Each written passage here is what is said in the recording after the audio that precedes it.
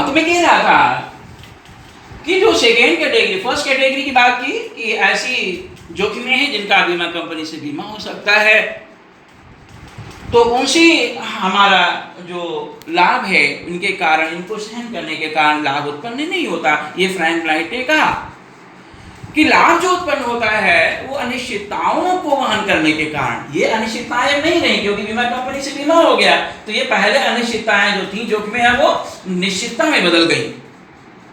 क्या निश्चितता में बदल गई? कि अगर हानि होगी बीमा कंपनी में पेमेंट कर देगी, हमें कॉम्पेंसेशन पेमेंट कर देगी, हमें हर्जाना पेमेंट कर देगी, हानि को भुगतान करेगी, तो निश्चितता में बदल गई है, अनिश्चितता नहीं रहेगी।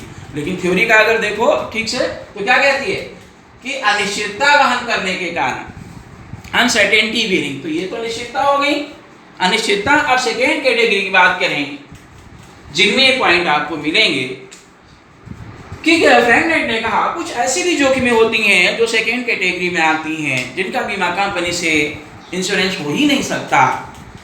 वास्तव में वे ही अनिश्चितताएं हैं, उनको वहन करने के लिए जो पुरस्कार प्राप्त होता है वो लाभ कहलाता है, या संक्षेप में कह सकते हैं कि अनिश्चितताओं को वहन करने का पुरस्कार लाभ कहा जाता है।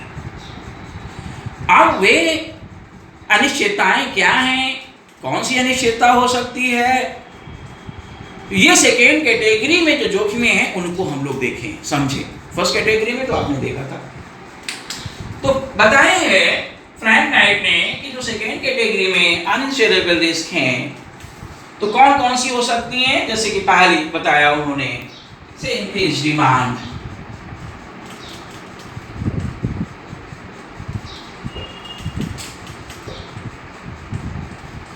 increase in demand or decrease in demand. Simply you can say that change in demand. कि अगर बीमा कंपनी के पास जाओ, कह दो हमें मांग का बीमा कर लो कि हमारा मांग बढ़े, हमारा जो डिमांड हमारा बढ़ जाए, हमारे प्रोडक्ट की डिमांड बढ़ जाए या कम हो जाए, व्हाटएवर। तो डिमांड से रिलेटेड डिमांड का बीमा नहीं हो सकता है कि कोई एंटरप्रेन्योर जाए कि हमारी प्रोडक्ट हमने लॉन्च किया है, इसकी डिमांड जरूर हो, इसका बीमा कर लो, अगर डिमांड नहीं हुई तो हानि होगी तो हमें पे कर देना, तो इसका बीमा नहीं हो सकता है। बीमा कंपनी से डिमांड, चेंज इन डिमांड का बीमा नहीं हो सकता है।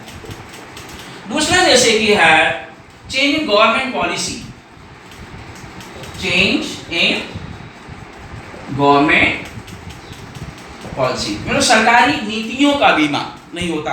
सरकारी नीतियां कभी बदल सकती हैं, परिवर्तित हो सकती हैं, उनमें अमेंडमेंट, मॉडिफिकेशंस हो सकते हैं, रेक्टिफिकेशन हो सकते हैं, संशोधन हो सकते हैं। नीतियां, सरकार के नियम नीतियां बदलती रहती हैं, बदल सकती हैं।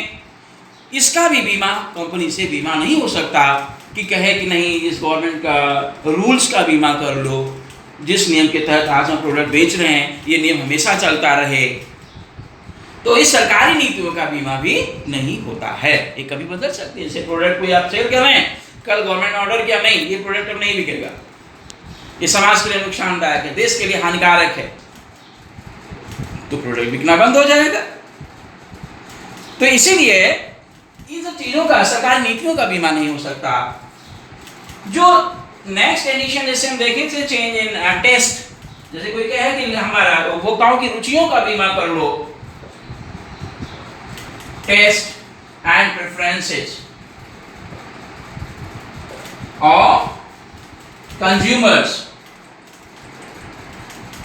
कि उपभोक्ताओं की रुचियों का बीमा कर लो, या जो प्रेफरेंस अधिमान का बीमा कर लो, रुचियों का बीमा कर लो, अधिमान टेस्ट, कि अगर कोई कहे कि टेस्ट, रुचियां या इंटरेस्ट की बात करें, जैसे प्रोडक्ट को ये बेच रहे हैं, बहुत अच्छा टेस्ट, कह रहे हैं बहुत टेस्टी है, इस टेस्ट का बीमा कर लो। प्रेफरेंस बहुत दे रहे हैं अभी आज के डेट में, इनका बीमा कर लो, हमेशा ऐसे ही प्रेफरेंस देते रहें। या इंटरेस्ट, जो रुचियां दिखा रहे हैं कस्टमर आज हमेशा ऐसे दिखाते रहें, इसका बीमा कर लो, तो इनका भी बीमा नहीं होता है। कंज्यूमर्स के इंटरेस्ट, टेस्ट, प्रेफरेंसेस चेंज होते रहते हैं, घटते बढ़ते रहते हैं, बदलते रहते हैं, इसीलिए इनका भी जो बीमा कंपनी कभी बीमा नहीं कर सकती है। करती हुई नहीं है। और इसी प्रकार से अगर हम देखें जैसे कि चेंज इन प्रोडक्शन मेथड और टेक्नोलॉजी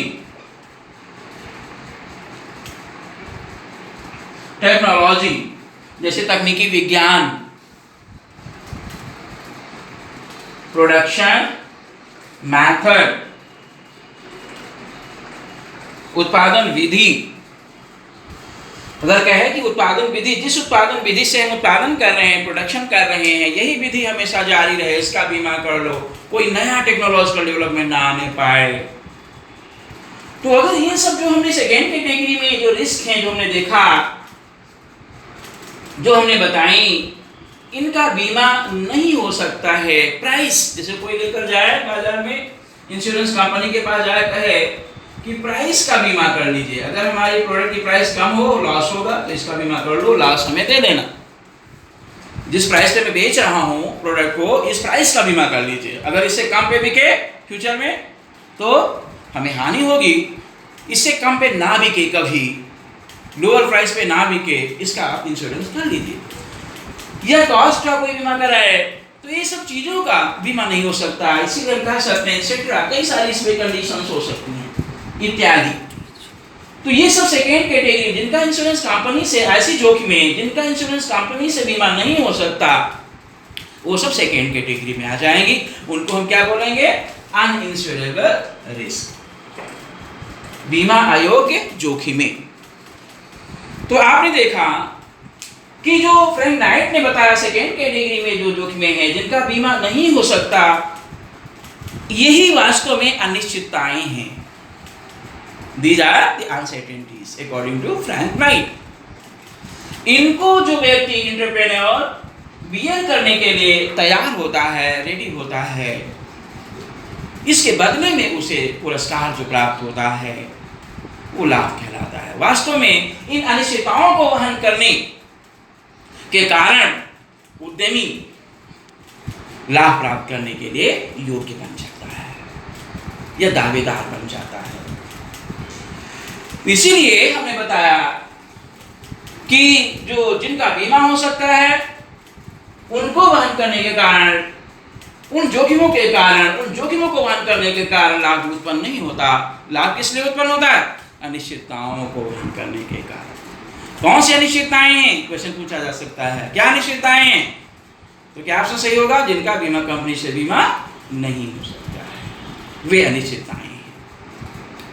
जिनका बीमा कंपनी से इंश्योरेंस हो सकता है, एंटरप्रेन्योर्स कराते हैं, बस जैसे प्रीमियम पे किया इंश्योरेंस कराने के बाद, गेटिंग इंश्योर्ड, तो वो अनसर्टेनिटी या रिस्क सब किसमें बदल गई? सर्टेनिटीज में बदल गई।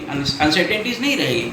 वो जानते हैं इससे लॉस होगा तो हमें इंश्योरेंस कंपनी पेमेंट करेगी, लेकिन जो सेकेंड कैटेगरी है उनका इंश्योरेंस होता ही नहीं है, इसीलिए ये वास्तव में दे आर रियली अनसर्टेनिटीज